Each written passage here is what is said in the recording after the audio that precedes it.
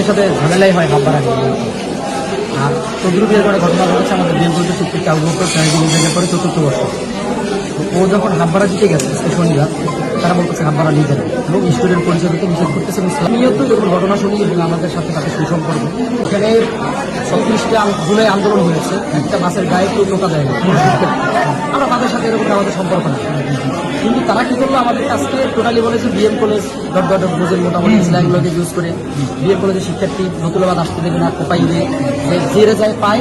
মোটামুটি আমরা 5-7 জন শিক্ষার্থী, আমি ছিলাম শুরুতে। যখন এইসব ড্রাইভারে জিজ্ঞেস করছি যে তুমি হাব্বারা নিবা না কেন, বলে যে কোনো হাব্বারা নাই, স্টুডেন্ট পরিচয় দেওয়া যাবে, আজ থেকে স্টুডেন্ট পরিচয় বাদ দেন, মানে এইরকমের অবস্থা।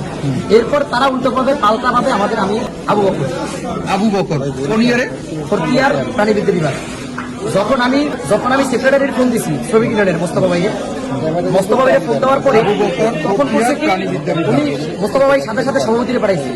সভাপতি কি করছে, শ্রমিকদেরকে উস্কাই দিয়া সে মোটামুটি আমাদের শিক্ষার্থী যারে পাইছে তার উপরে হামলা করছে। আমাদের 30 থেকে 50 জন শিক্ষার্থী হাসপাতালে ভর্তি, মাথা ফাটাই দিয়েছে, দাদিয়া কোপ দিছে।